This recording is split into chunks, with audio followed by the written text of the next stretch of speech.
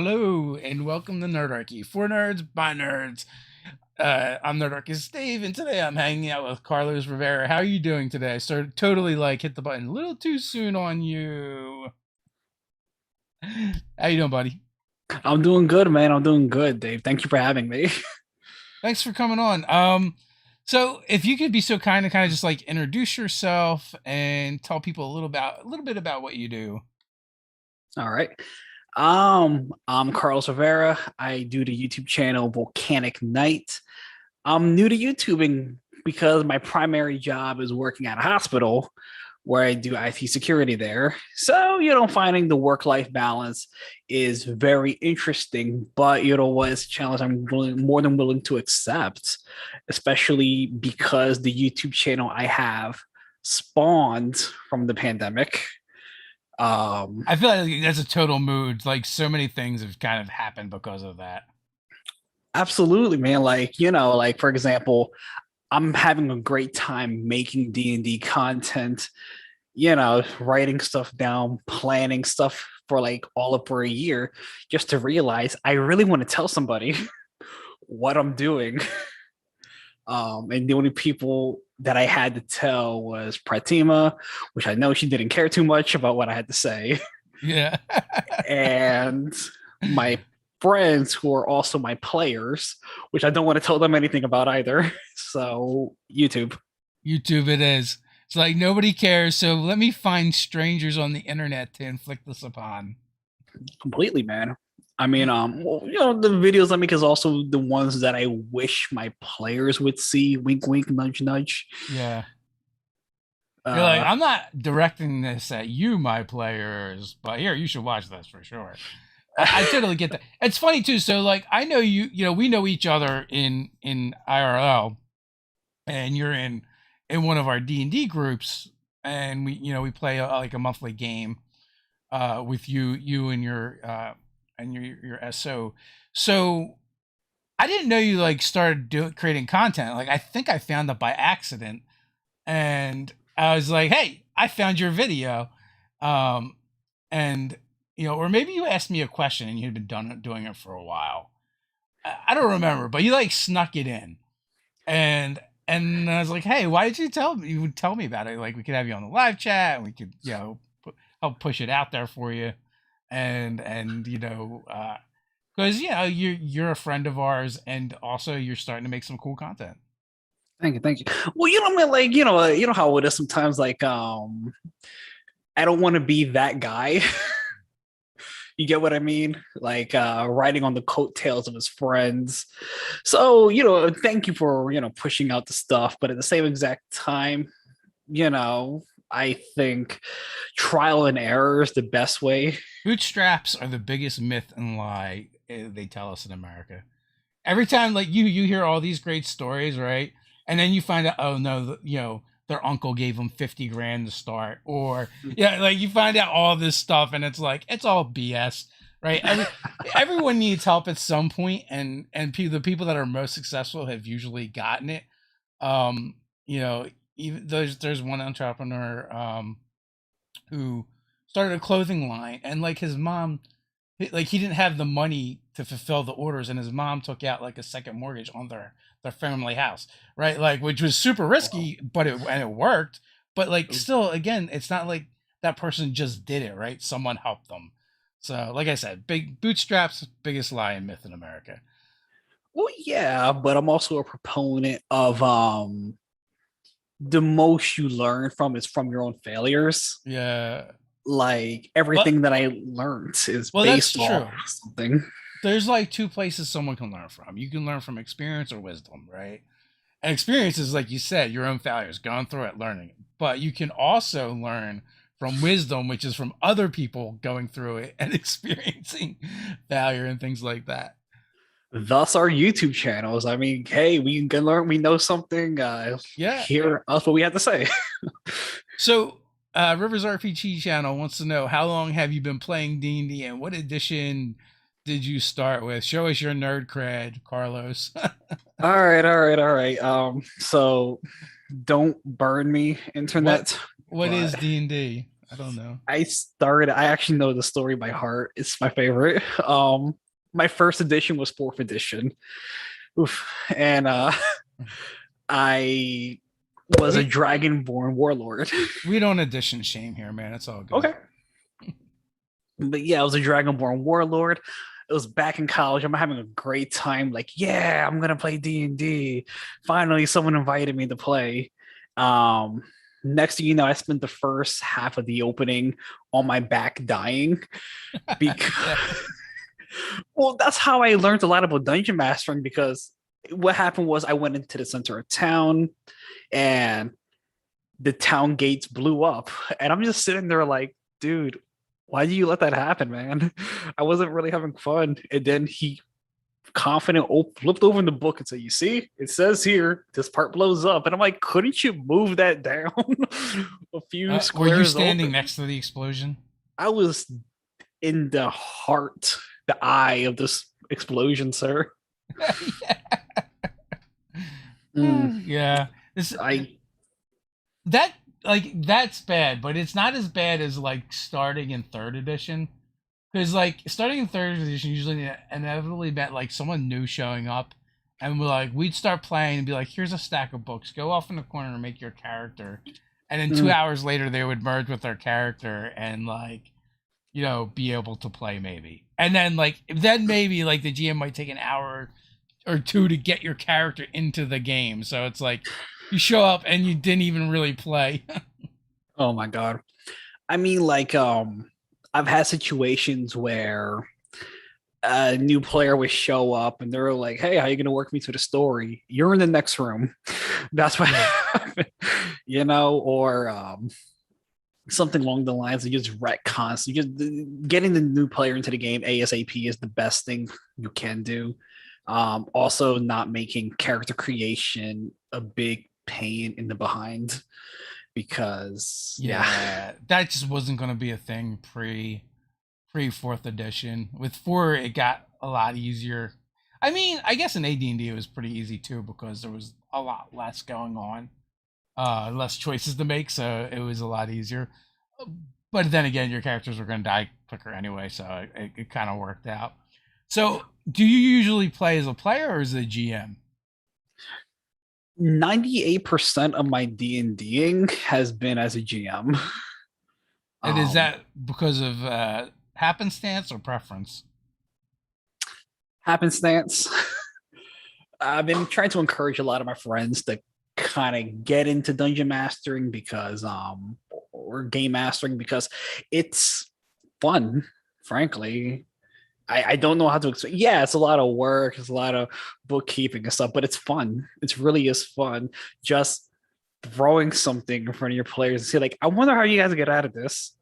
And you just watch those gears turn. It's amazing. So, what do you think is like the biggest pain point or place where you get the most resistance from players shifting from playing the game to being a GM? Rules. Uh, the rules. People a lot of the times when I talk to people, they think they need to know the rules front and cover, back and forth, and everything between, just to have the ability to dungeon master, or they need to be a professional actor for some reason. It's like, no, if you're having fun, that's all that matters. I Um, I definitely think you get a lot of that, but at the same time, I feel like we see a lot more people starting as the DM or DMing a lot sooner than when I used to play before. Like now, it's like people are like brand new and they're like, oh, they might even start the game GMing, or they're starting businesses around D&D and starting creating content right away.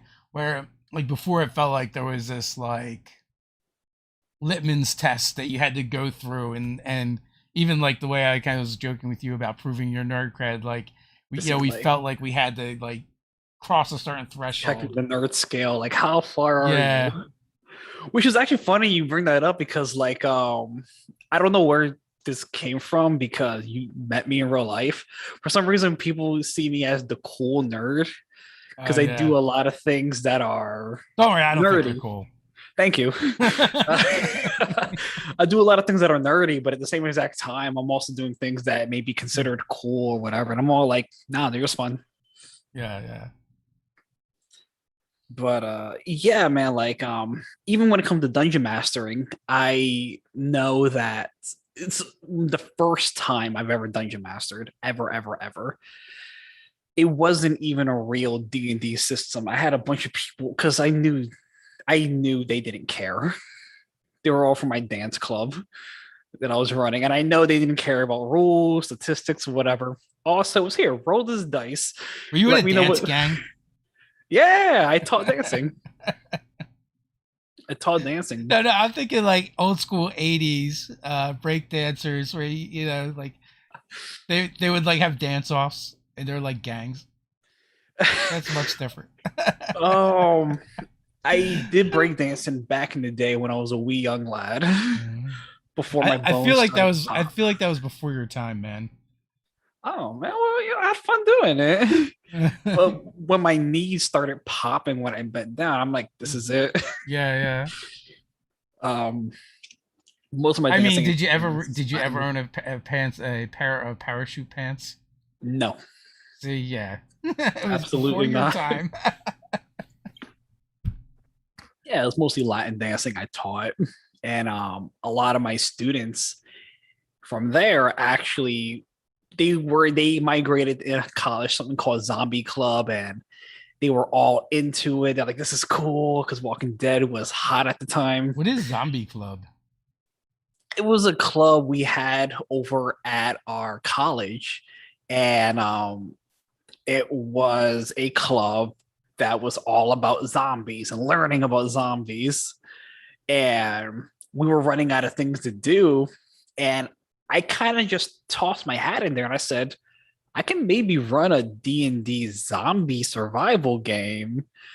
But a lot of it was just like, hey, there was literally no character sheets, no nothing. I just said, roll a d20, tell me what you get, and I'll figure out what happens. And a lot of people had fun doing it. They were just like, oh, this is great. Yeah, My Ted ran like a giant game in college where I think that's the only die they used was a D20. yeah. Um, it was his Tribe of One game.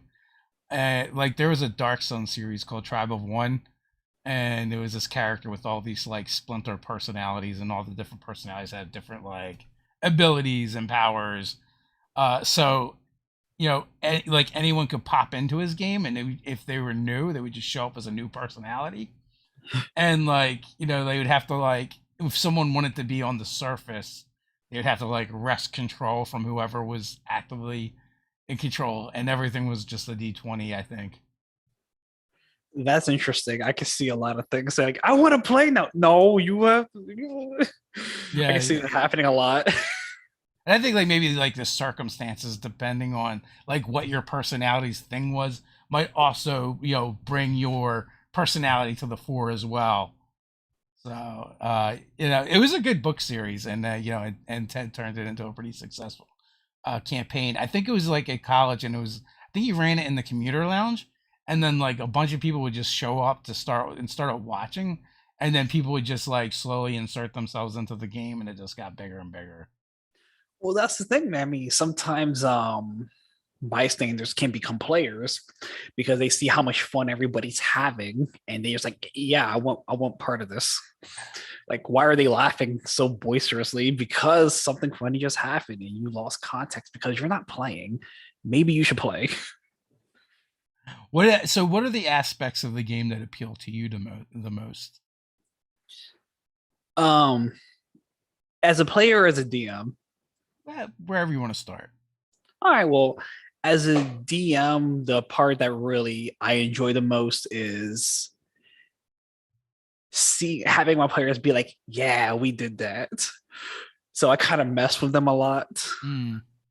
Just like, I throw out maybe something crazy, or I metagame in opposition to the team, mainly because of the fact. Apologies if Fire truck's running by. Yeah. I don't know if you heard that, but Fire truck or something. yeah. But in opposition to what's happening, so I made a game in the other direction to try to make players be like, dude, stop messing with us. But I don't do anything crazy, you know. And as a player, I guess it kind of bleeds into as a DM going into a player. I know I can affect the world in some way, and as a player, I kind of don't want to give that power up. So it's like I'm always trying to do something. Like I want to do this, I want to do that, I want to do something that's gonna influence future campaigns, and that's what I really love. As a GM, I prefer players that like to do stuff over ones that are more passive and just waiting for stuff to happen. I'm more of a reactive GM, and I don't plan a lot. In the game that I'm running for you guys, I plan a little bit more than I have in some previous games, but I like players that just want to do stuff, and I like to just react to that and come up with things based off of their actions and what they do. Mm-hmm. And that's one of the things I do really enjoy too, is to see what they're going to do. And then I find it a lot more work if you have a players that kind of they lead more of a linear path, and you have to drag them along. Yeah, I mean, like Dungeons and Dragons is a simulation of life, if you will. Like you can't just stop and let life happen to you. You need to do something out there to get your money's worth of it. Yeah. So, do you have a favorite class race combo? Bard. Okay. I mean, you already know. That checks out. Yeah. Well, I've only played with you in the one campaign so far, so I've only seen the one character. If I see Bard after Bard, then I will know Bard. Well, in all fairness, let's be fair here. All the Bard subclasses play completely different. They do. They do. They have different feels to them. Yeah, some are darker than others. Some are more glamorous than others. Some are more castery or more fighty than others. Absolutely. You have a favorite Bard subclass? I am really loving the College of Eloquence. You like just being able to deceive and persuade without rolling dice, I think. Well, it's more than just that, man. I'm really loving it because, the Bard of Eloquence Bard is the one you want to play if you are about the roleplay life. If you need to come out of your shell, that Bard subclass is what it is for you, because it's literally a matter of hey, tell me what you said to convince this person. And instead of people relying on dice roll, because I honestly hate that when people say, I want to roll persuasion. It's like, sure, you can mechanics me all day if you want, but I want to hear what you had to say to convince this person as well. And depending on what you say, ups or lowers the DC for it, Yeah, I agree. I mean, sometimes players are a little too quick to grab dice and worry about the character sheet a little bit much. Matter of fact, that's one of the reasons I kind of really like new players, because they don't necessarily know, so they just want to try and do things, and it's as they start to understand the game more that they start doing that less, unfortunately. Yeah, man. I mean, I have experiences with very experienced players, intermediate players, and super mega beginners. The super mega beginners are my favorite, mainly because like you said, they're just feeling out their character. But when you give them a little bit of power, I notice they see how much they can bite off, and they get disappointed fast when it's all no, you can't try to hit 5 people with your level 1 spell because it says you can't do that. What do you mean? Doesn't work that way. Yeah, it's sometimes the physics of the world. So what kind of games do you like to run? What is your style for GMing? My favorite is horror. I really enjoyed the horror genre so much. mainly because it requires a ton of buy-in for your players. You run a horror game for your friends, and you can kind of piece together who you're going to keep asking to come back to your table. That bit of buy-in from the very beginning is critical, for any sort of game you're running, but even more so for horror. It tests you to see how well can you set the mood. What are you doing to kind of like elevate people to like buy in, if you will. Do you have any tips for running horror? Because I feel like horror is like the hardest genre to run in D&D. Like, other games are just better at it. In D&D, it's like it's a game about fighting and killing monsters. So trying to scare your players with monsters is not always very effective. The biggest tip I have is trying to do horror in lower levels. It's a lot easier than you would try. As a level 20 character, you have nothing to be scared of. You're fighting gods and their armies. Your problems are a lot bigger than what bumps in the night. So lower level, definitely. And the biggest tip I have is let your players know ahead of time you are running horror, because like I said, you need that buy-in. It's a matter of like, hey guys, that golden rule, don't split the party, completely ignore it. Yeah. Give them permission to be scared. Exactly. Allow them to get in over their head.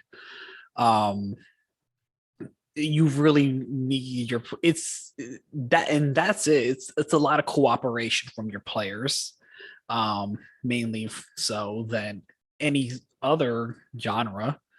You don't need to tell people, hey, you want to go on an adventure? Yeah, that's why I'm here.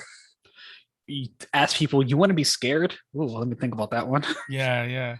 It's just like some people like horror movies and some people don't. Half of my house likes horror movies and half does not. So Rivers RPG channel wants to know, do you play Call of Cthulhu? I really want to play Call of Cthulhu. I've seen a lot of stories on YouTube, people's Call of Cthulhu games, and I almost gasp inside because I love it because a lot of players and character sheets are weak, super weak, and I love that. I really do enjoy that because like I mentioned before, it's called Cthulhu is about horror. I was actually very tempted when you asked in the beginning of the session that we're at like session not even zero, alpha zero, whatever, about like zero, yeah, when you asked us all like, hey, what game you guys want to play? Mutant Masterminds, Call of Cthulhu, D&D, and I'm like, I want to do Call. Yeah. But I know my girlfriend wouldn't like that because she doesn't want to play somebody weak. Ask her, he'll play D&D. Yeah. Well, also, I haven't played Call of Cthulhu yet either, to be honest with you. So I also feel like those adventures to me are much harder to write, where D&D feels a bit more linear in design. Even if you're playing a sandbox, right? It feels that way. But other genres are like that too. Like superheroes, it feels really open ended and you can go any direction. So have you only pretty much experimented with D&D now so far, or have you delved into any other RPGs yet? Well, the only other RPG I dove into that I really enjoy is Vass Grim. Okay. Hey man, we all start somewheres, which is also horror. So boom. Yeah. And I really what? I was just gonna say we just shot a video for that yesterday. Oh, so nice. Coming to the channel in the near future is Vass Grim, and Vass Grim is a sci-fi horror game. I had a blast playing that. I really enjoyed being somewhat squishy to a degree. I was actually looking when we were doing that live game with Vass Grim, I was actually looking for ways to get hurt and harmed as much as possible, because I had that ability where my HP goes under 0, I blow up. Yeah. So I'm like, I need something to blow up. I need to explode. Yeah. Unfortunately, I our mean, party was too caring. yeah, that we got lucky. So I've played Vass Grim like 3 times now. And I've definitely had fun with it. So for folks that don't know, it's an OSR game that's kind of a Morkborg hack, but instead of being heavy metal meets fantasy, it's punk meets sci-fi horror instead. And yeah, the idea is you're probably going to go through characters and stuff like that. Although I also feel like Brian didn't run it as like quite as brutal as you could run it. He's not a full-on like OSR GM, which would give more of that feel. I mean, like, I don't mind brutal GMs, it depends on how brutal we're talking about. Like, oh, you die, you take minus a level. What? Yeah, that's horrible. Yeah. But yeah, like we got the PDF for it just yesterday, I believe, and I can't wait to like start making campaigns for it and running my own games for Vass Grim. So Brian is talking about DCC funnels in the chat a little bit, which is Dungeon Crawl Classic, which is like another OSR game. And like I've not played that yet, but my understanding is like the funnel version is you start with like 8 characters each, and like you're gonna shove them all through a meat grinder, and the one that survives on the other side is like the character you're going to play now. So, oh my god. Yeah, so the first session is kind of like all about that. But like all the OSRs are kind of have a lot of stuff similar. They're kind of like I guess the D&D box sets, the BECME is a little before your time, but like that's what a lot of the OSR stuff is kind of based off of. I mean, in terms of like meat grinding and running your players through that, how do you think that would translate well to nowadays? I don't think it would. Like there's some players that would be cool. I mean, it's like anything, right? You have to kind of like everyone has to have the same expectations for the game that you're going to play. And then like I think like the funnel style and you have a bunch of characters with the right group it would be fun, because then it's like you're just going to try and have the crazier and crazier deaths, and I could see it like being a competition almost. I see how well somebody dies. Yeah, total like Splatterhouse style. But like I feel like players now seem a lot more precious with their characters.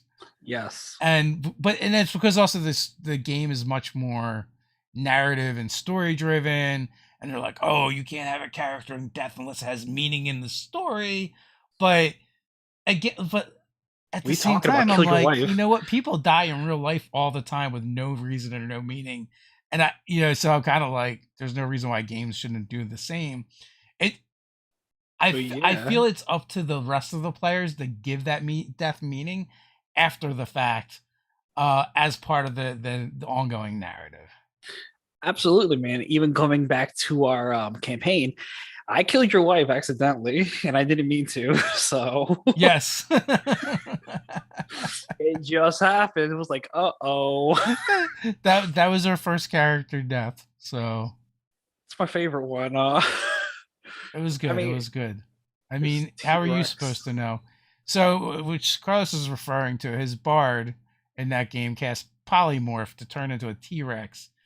They were being hunted and stalked by a monster that had been mind controlling reptiles and dinosaurs up until that point. So, I didn't think this went through. It was a slight tactical error. So Well, in all fairness, when using the Yeah. polymorph spell, I didn't want to. First of all, we needed something big and strong. We was like Yeah, what yeah. 11 Velociraptors, There was a lot of and little tiny dino tykes running around. Sure. and I didn't want to abuse the spell. Like, oh, let me do something crazy, and I'm all like, you know what? You shown me a T-Rex twice. I Yeah, you're think my like, so character clearly knows what I've a seen T T-Rex is, Rexes. Yeah. so that's why I picked that. And then I'm like, wait a minute. Yeah, you were doing this the entire time, weren't you? I mean, in all fairness, I was down to like 2 hit points, so it was either polymorph or die. Oh, I didn't realize you were that damaged, but yeah, that makes sense. Maybe a giant ape next time. Yeah. Giant reptile ape. But it did make the encounter a lot more interesting for the rest of the party. Yeah. So My I, favorite part was when how it all actually led up to that, because everyone was like, hey, you're really hurt. Maybe you should ride on the back of the dinosaur. And that yeah. was the second tactical mistake. Yeah. Good times, good times. Like the best things in most of the games are the crazy stuff the players decide to do. And also, I've definitely I've had games where players have done crazy stuff just on a whim that has done more damage to their characters than anything I had planned or I injected into the game. So never underestimate the stupidity of your players.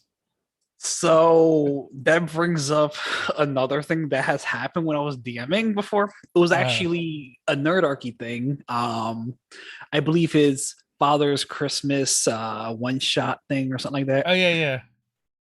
So I had a whole bunch of people, like, yeah, it was just a bunch of, they were all new players.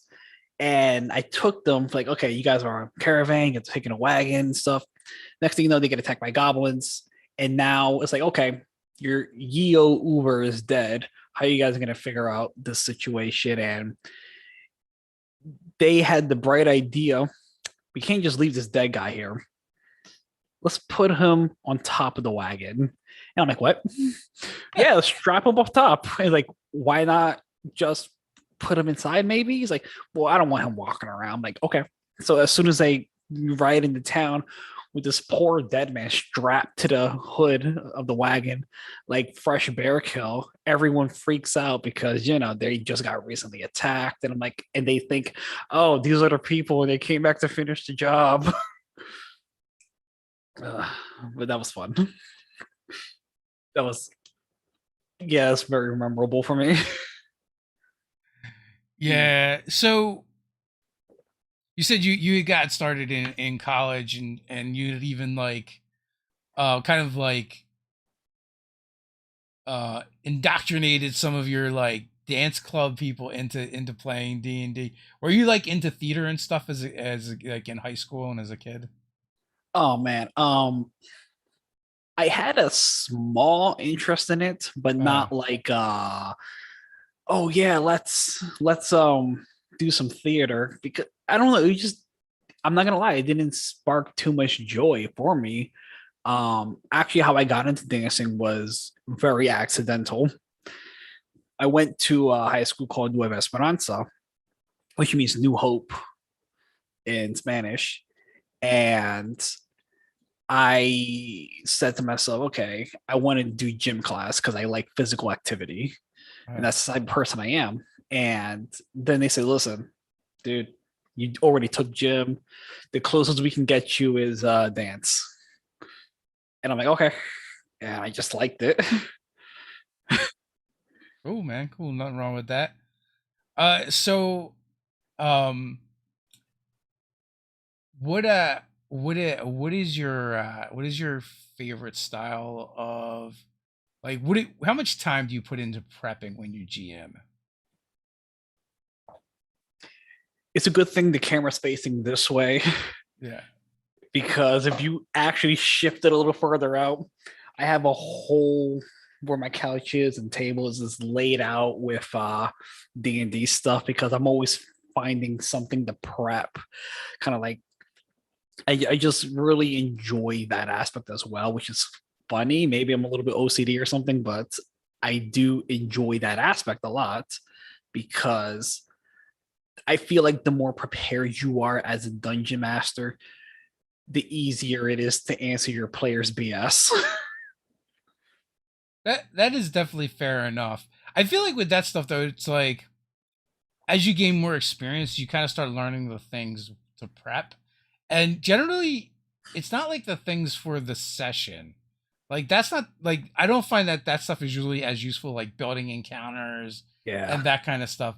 It's more like things like names of places and Mhm. NPCs and like or like having more generic encounters that you could drop in at any time just because like things are slow or something. You need something to happen in the game. You Uh mean like Nerdarchy's out of the box encounters? yeah, like Nerdarchy's out of the box encounters is definitely a good example. You know, honestly, when there's a lull, I feel like as a DM, you just need to either blow something up or monsters attack.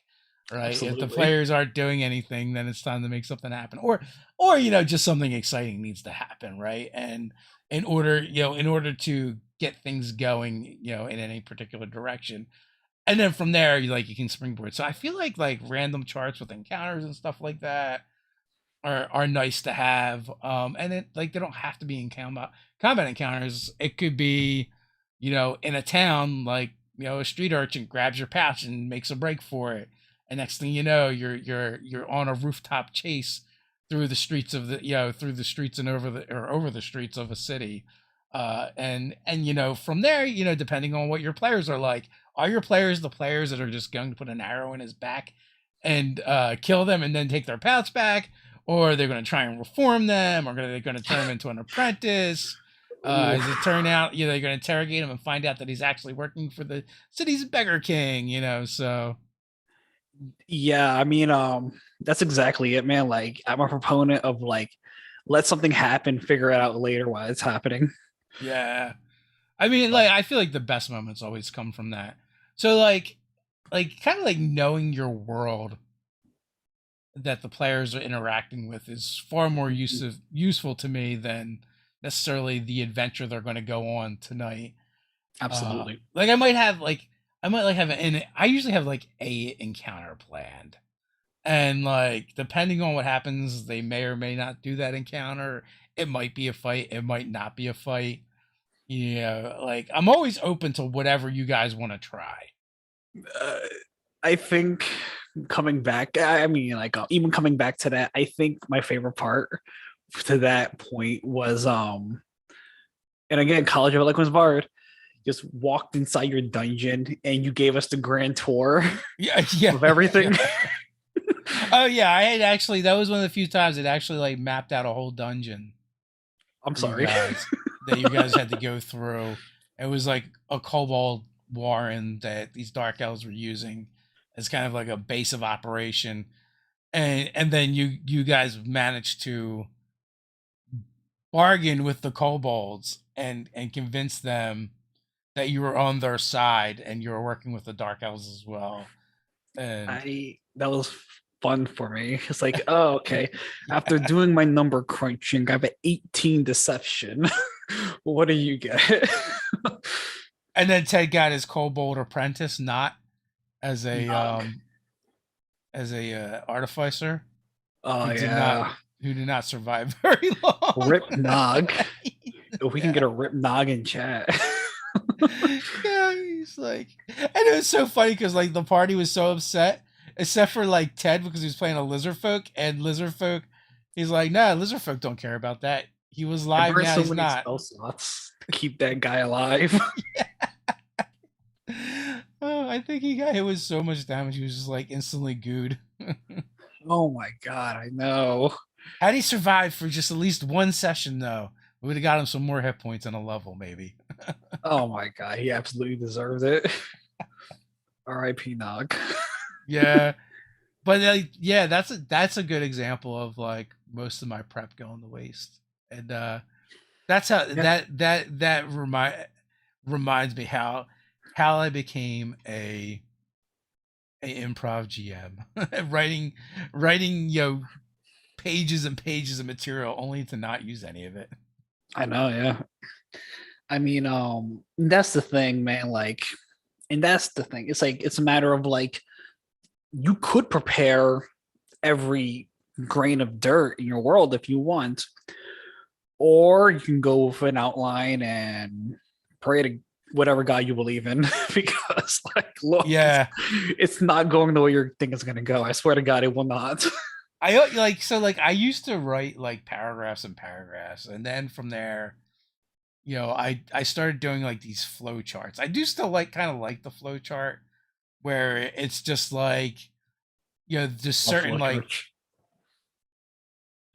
points where there's branches, right? And depending on what your players do, you can kind of use that. And it also like gives you a guide. So if your players decide to do something completely off the wall and there are things going on in your world, there are plots going on, like they're still happening, even if they're not addressing them.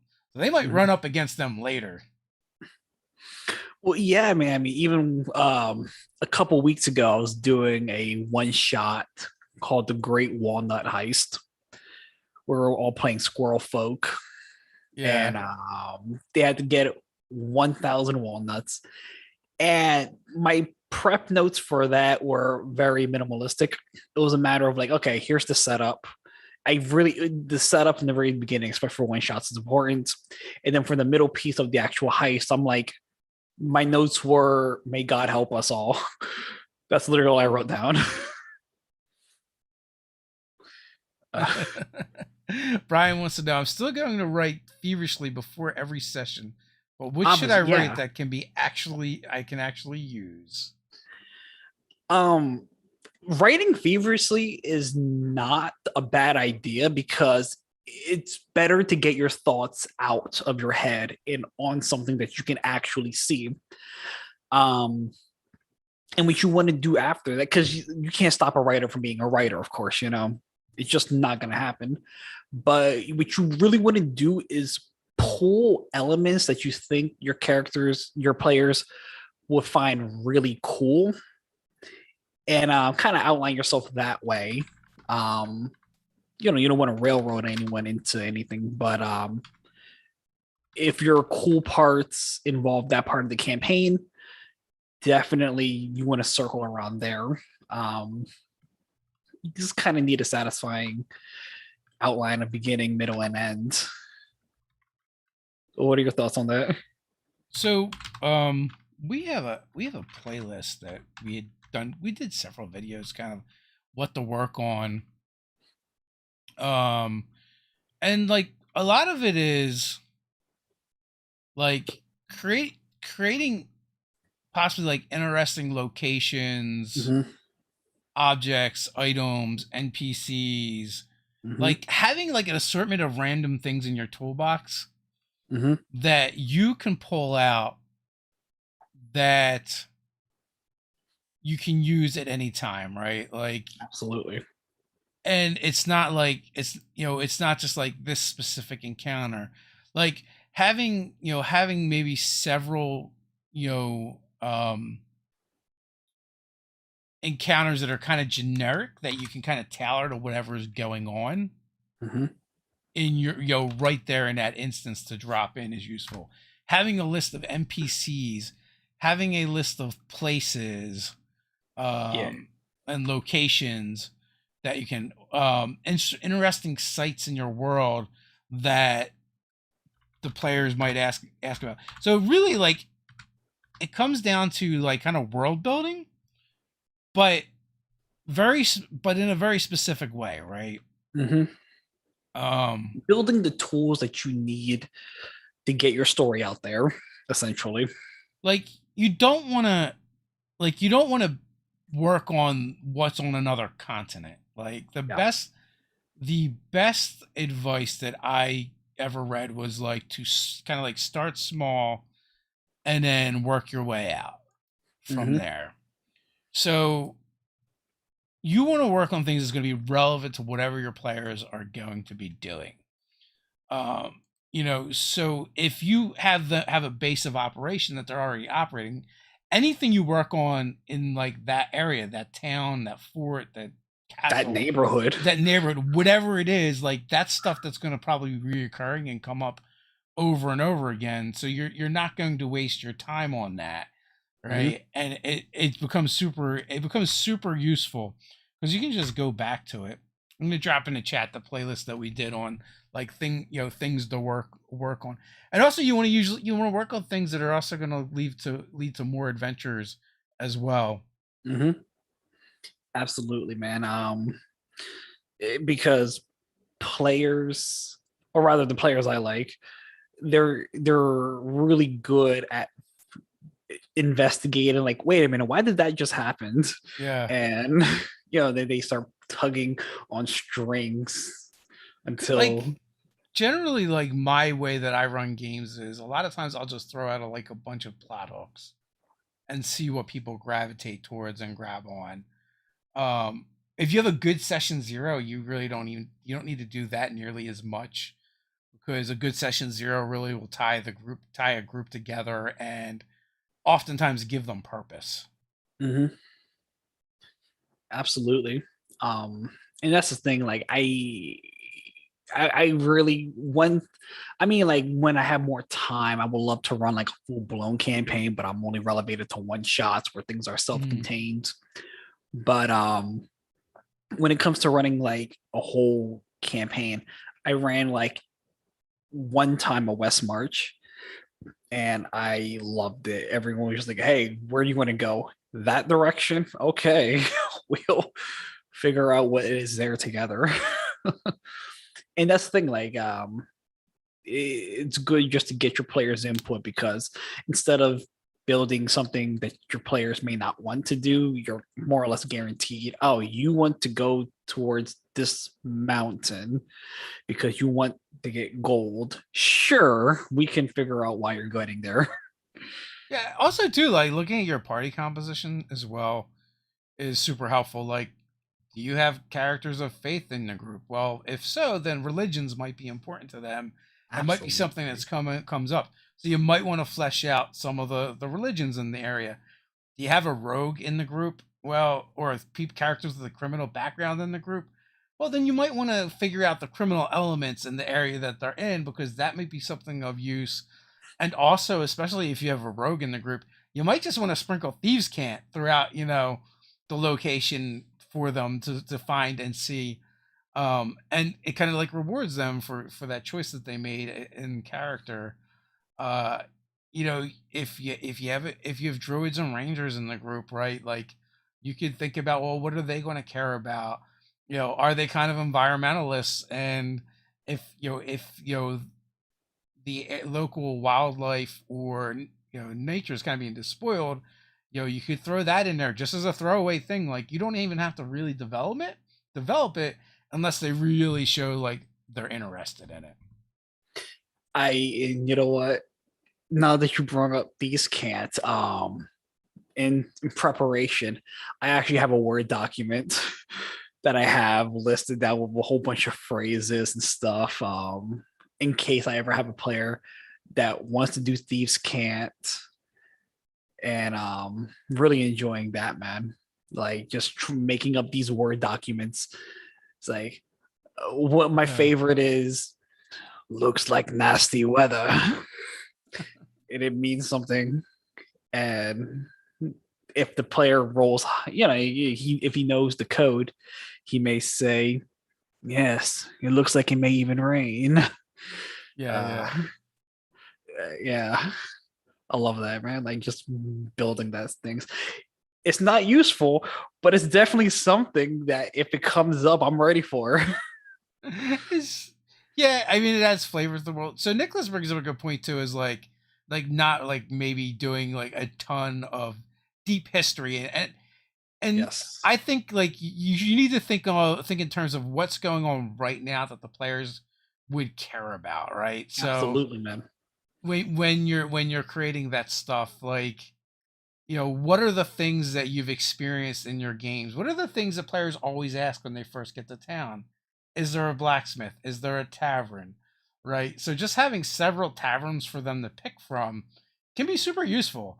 And Hmm. then just giving those names, and then like even like the tavern that they gravitate towards might say something about that group and what they're going to kind of want out of the game. Absolutely, man. Uh, Having that pre-prepped would definitely help you.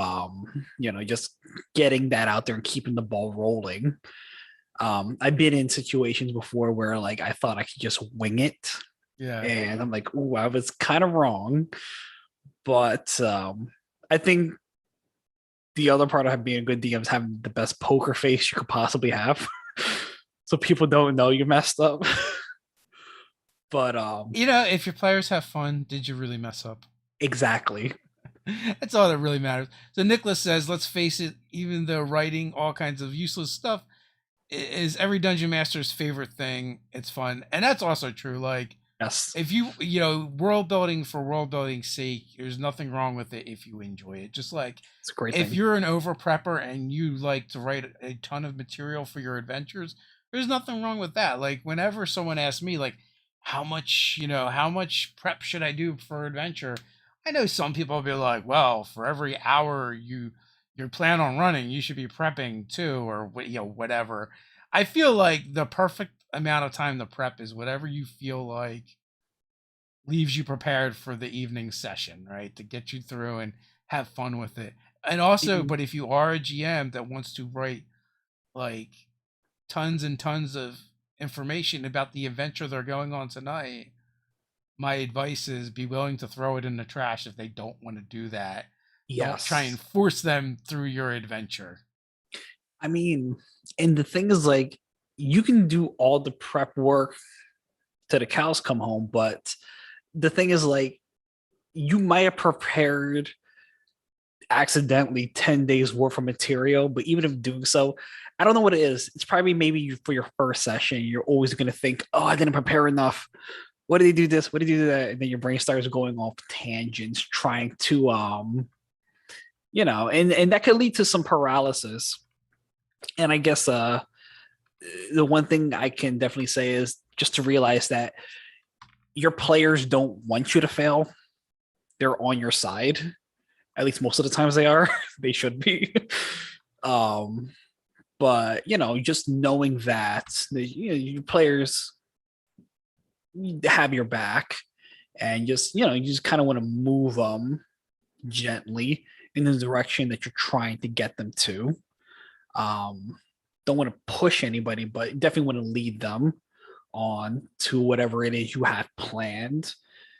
And when you start doing that, players take it from there for the most part with a whole bunch of role playing,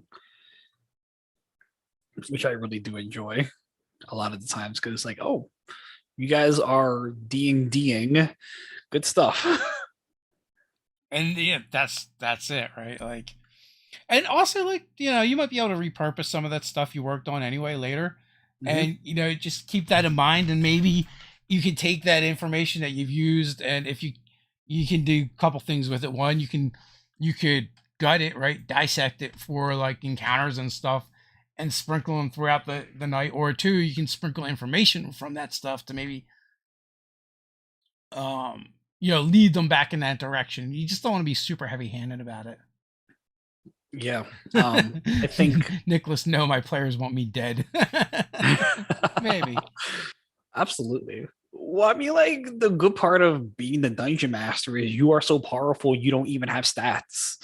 Uh, Yeah. whatever it is you want to happen, you can make it happen as long as your players feel like they. I mean, I had times where like I had a super cool encounter planned, and it totally did not work. So I threw a Nightwalker at level 2 or 3 characters. Um, and I said, hey, I don't know how you guys are going to figure this out, but here's a Nightwalker. But they were smart enough to not actually fight it. They fought what kept it, bind it to this plane, which was kind of what they needed to do anyway. And they had fun, like, wow, I fought a Nightwalker. That's cool. And I'm like, fantastic. And can I be honest? I thought of the Nightwalker idea 10 minutes before the session happened because I said, what if they don't want to go down this cavern all by himself and they just stay put for the entire time, which is exactly what happened. And I came back to the idea of let an explosion happen. So the spire they were about to enter, or rather did not enter, came tumbling down, and a night walker popped out, and I was like, oh my god, what's happening? And I'm like, I don't know, but we'll figure it out as we go. Yeah, and and that's the best, like one of the best things is to see which direction the players take that information in, and then your game can go in unexpected directions that no one had in mind, but that's the fun of it, right? Like if to me, like D&D and tabletop RPGs, one of the things that makes them so much fun is like none of us actually knows what's going to happen, right? It's all the poker face. Yeah, right? Because like as a GM, you have a plan and you're like, this is the plot and this is kind of the thing, that I think is going to happen and I want to happen. But like then your players can take that and twist it and go like in a totally new direction, and you have no idea what they're gonna do with it. Completely. That's the beauty of tabletop RPGs, in my opinion. Yeah, absolutely. And as a dungeon master, you kind of got to be willing to let that stuff happen, and that's when your players feel like, yeah, I did something in the world that was pretty cool. Yeah, that's the hard thing as a GM is like letting go. Well, I come back to I come down to mentality, and I grew up in the ghetto, I guess. So like, this is kind of a thing. I mean, yeah, you can beat up a 5-year-old, but who cares? You beat up a 5-year-old. Yeah. It's like you have all this power. You can definitely twist it to any way you want, but to what extent, really? I mean, I guess this might be kind of blunt, but your grand masterpiece is not as important as if your people had fun. Which, funny enough, when I was starting off my YouTube, I kept thinking about taglines and all this branding stuff, and I kept coming back to one thing in my head where it was play as an adult. And that's not to say adults can't play or can't have fun, but what it means is like, hey, you got to be responsible. Just be responsible and be willing to let things happen. Make sure everyone's having a good time, not just for the DM, but for the players as well. And that's the thing. 98% of problems in D&D or any RPG or any sort of relational thing can be solved with an adult conversation, which a lot of people are not willing to have these days, unfortunately. No, I mean, it is one of the things we get asked often is like, how do I fix this thing in game? And most of the time, like they want to solve a problem in game that's not an in-game problem, and unfortunately, like you can't, right? It doesn't work that way. Because it doesn't have anything to do with the game. It has to do with like your social dynamics in the group. Mm-hmm. And what you need to do is, like you said, just have a conversation. Mm-hmm. And you need to fix it outside the game. And that's how it gets fixed in the game. Mm-hmm. And that's the thing, like so I currently lead my team at work, and it's a new position for me. But when I bring everything back to dungeon mastering, it makes my actual job a lot easier, because it's like, wait a minute, we need to have an adult conversation here, guys, about what's happening, and just making sure, because it's a clash of ideas, honestly. And it might be a simple misunderstanding of what's happening.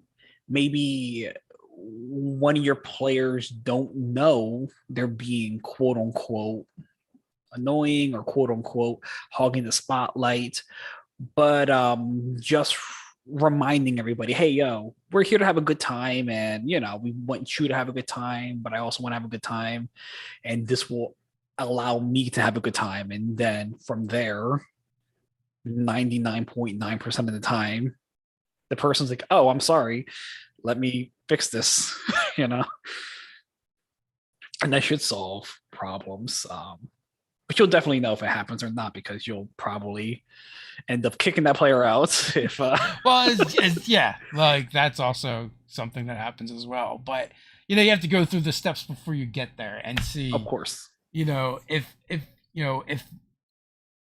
everyone's being reasonable, then you can talk it out like adults and figure out the problems and go back to playing games and having fun and exploring our imaginations. So we are just at the hour mark, or just past the hour mark. Final thoughts before we head on out? Be kind, not just to your players, but to yourself as well. You do a lot of work dungeon mastering and moving things along. You might be a lot of things playing, but we're all human. We all make mistakes or do things. So yeah, just be kind to yourself and know that your next game session is another chance to be better. Absolutely. As always, folks, there are links down in the description. Go check Carlos out. Check out his YouTube channel and over on TikTok. Until next time, stay nerdy.